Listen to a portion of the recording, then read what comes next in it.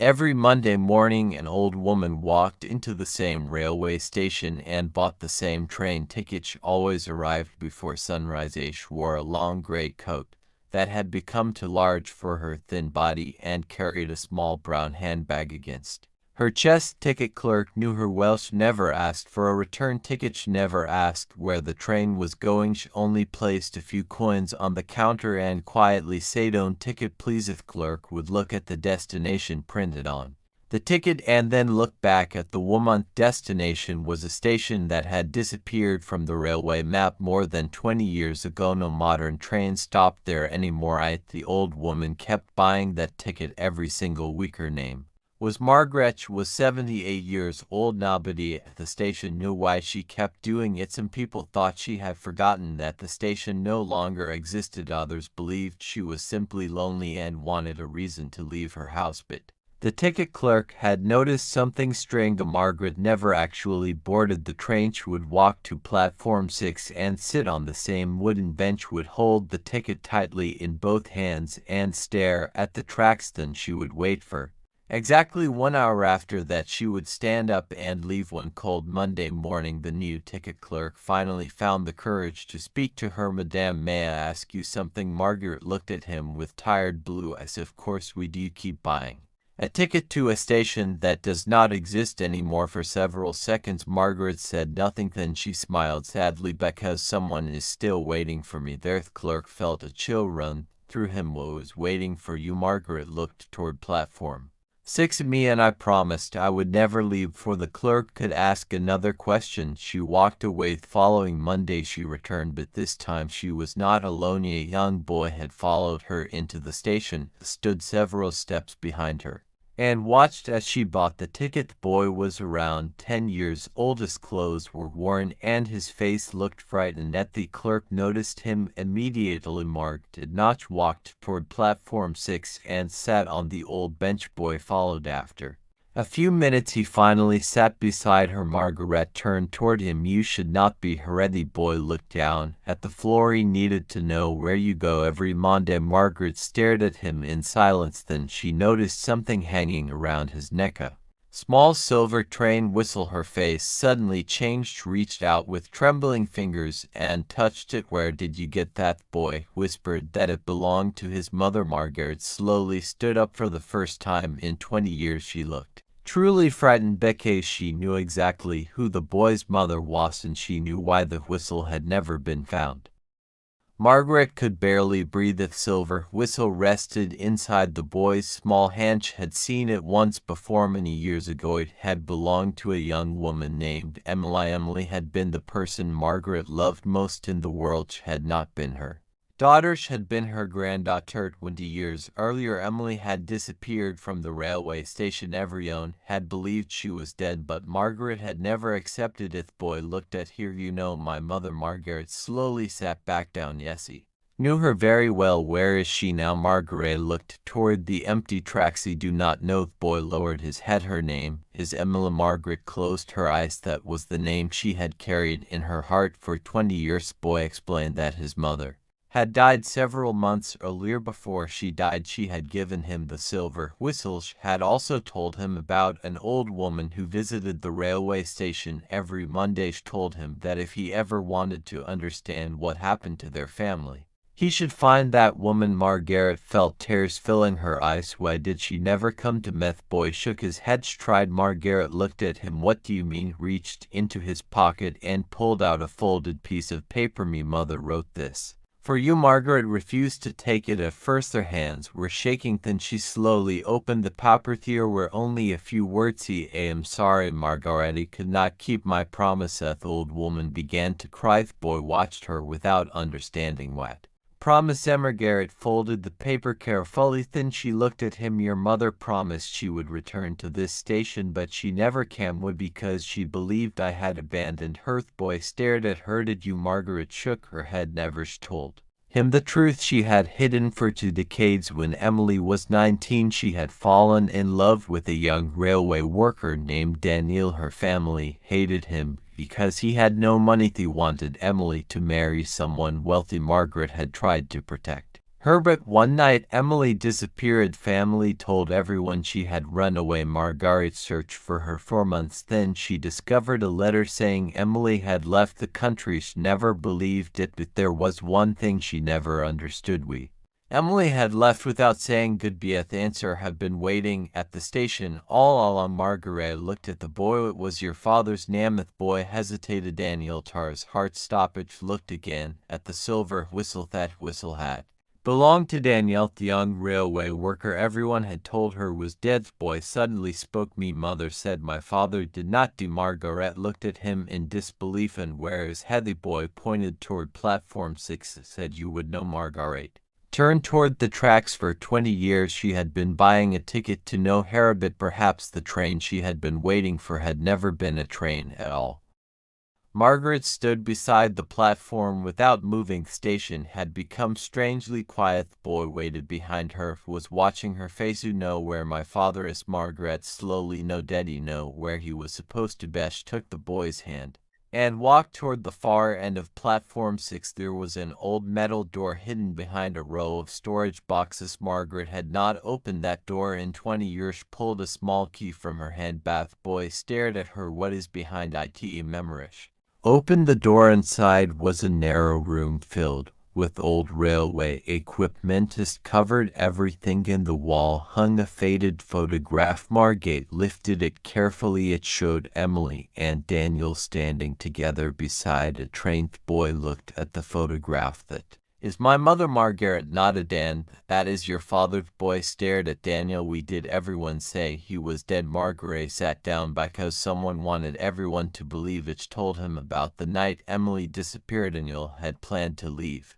with her. They were going to start a new life together. Emily had promised Margaret she would meet her at platform 6 before midnight. Margaret had waited there, but Emily never came. Daniel never came.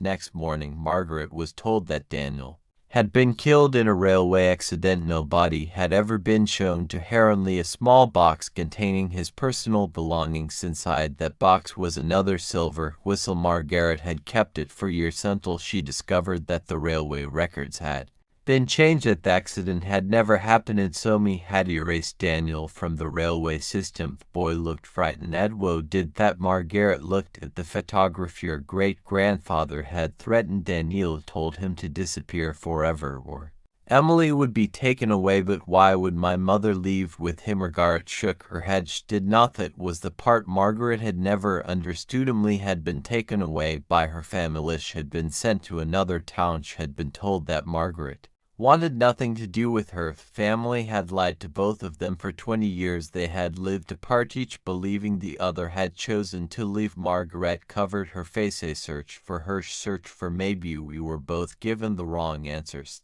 Boy opened the old drawer beneath the photograph. Inside were dozens of letters. Some were addressed to Margaret, others were addressed to Emily. None had ever been delivered. The boy picked up one envelope. It had his mother's name written across it. Margaret opened it. The letter was dated 20 years earlier. Emily had written that she was coming back. She said she would meet Margaret at platform 6. Said she would bring Danielle. Margaret looked at the date. It was the exact day she had waited at the station. She suddenly understood. Emily had been there, but someone had stopped her from reaching the platform. The boy whispered. Margaret looked toward the station. Entranced, an old man was standing there, had been watching the. Margaret recognized him immediately. It was her own brother, the last person alive who knew the entire truth, and he had just heard everything. Margaret's brother stood silently at the station, and Tranch's name was Tomash. Was 82 years old. For 20 years Margaret had believed he was the only person who had tried to help her. No, she realized she had been wrong. Thomas walked slowly toward them. You should not have opened that room. Margaret held the letters tightly. We did you lie to me? Thomas looked at the boy. Because your grandfather made me promise. Margaret shook her head. You let me believe Emily had abandoned me. I let you believe what you needed to believe. Margaret stepped closer. No, let me suffer. Thomas looked away. Then he finally spoke. Emily came to the station that night. Margaret's heart broke all over again. She was heroic, was waiting for Daniel, but Daniel never came with Thomas. swallowed hard because he had already been taken. Your grandfather sent men to frighten him away. Daniel was told that if he returned, Emily would be harmed. He left the town that same night. Emily waited until morning. Then she believed Daniel had abandoned her. And what about Emily? Thomas closed his eyes. She was taken away by the family. She was told that you had refused to see her. Margaret began to cry. Knew Thomas, no, Daddy knew everything we did. You never tell me because I was afraid. Afraid of what? Afraid that the family would destroy what was left of all of us. Margaret looked at the boy. And what happened to Daniel? Thomas reached into his coat, pulled out an old envelope. Daniel sent letters for years. He received them, but I never delivered them. Margaret took the envelope. Her hands trembled as she opened it. First letter was dated 18 years earlier. The second was dated 15 years earlier. The last one was dated only 3 years ago. Margaret read the final letter. Daniel wrote that he had spent his entire life looking for Emily, had never stopped loving her, had never stopped believing she would return. Then Margaret noticed something written at the bottom. Namia town and an address. Daniel was still alive. The boy looked at Margaret. And we find him. Margaret wiped her tears, but before they could leave, Thomas stopped them. There is something else. Margaret turned around while Thomas pointed toward the old ticket in her hand. You have been buying that ticket for a reason. Margaret looked down. Thomas explained that Daniel had once told him that platform 6 was the place where he would wait if he ever returned. A destination printed on Margaret's ticket was not really a destination. It was an old railway code, a code known only to railway workers from decades ago. It meant with her. Margaret finally understood. All these years she had thought she was waiting for a train, but she had actually been keeping a promise. She looked at the boy. Your mother wanted you to know the truth, and your father has been waiting to. Next morning, Margaret and the boy traveled to the town. Written on the envelope, he found a small house beside an old railway line. And Margaret stood outside the door. She was afraid to knock. Then the door opened and an elderly man stood there. His hair was white, his face was tired, but Margaret knew him immediately. Daniel, the old man, stared at her. Then he looked at the boy. His eyes filled with tears, and he whispered one sentence, saying she would find you. For a long moment nobody moved. Margaret looked at Daniel. Daniel looked at the boy. Neither of them knew what to say. 20 years of pain stood between them, but so did 20 years of love. The boy stepped forward. Dare you, my father? Daniel covered his mouth with one hand. Then he nodded. The boy ran into his arms. Daniel held him tightly and began to cry. Margaret watched them. She had imagined this moment for 20 years, but she had never imagined she would live long enough to see it. Daniel finally looked at Harry. Waited for you. Margaret shook her head. He waited for you too. They sat together for hours. He spoke about Emily. He spoke about the letters that had never arrived. He spoke about the lies that had separated them. Daniel told Margaret that Emily had spent her entire life believing her grandmother had stopped loving her. Margaret cried when she heard this because Emily had never stopped loving her either. Before Emily died, she had written one final letter. She had asked her son to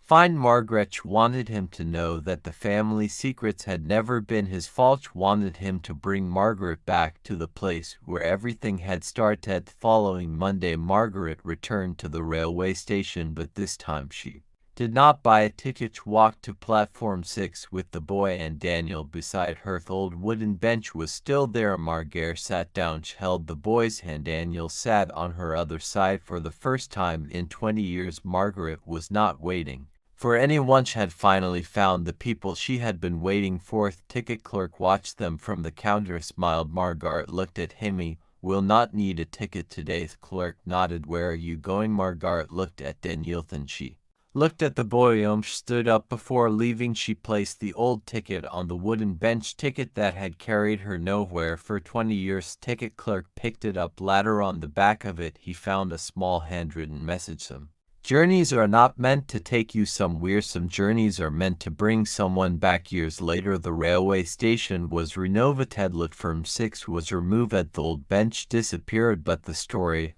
of the woman who bought a ticket to nowhere remained. People Still talked about her. Some said she had been confused. Said she had been waiting for a ghost, but the ticket clerk knew the truth. She had never been waiting for a train. She had been waiting for a promise. And sometimes the longest journey in life is not the journey that takes us away. It is the journey that finally brings us home.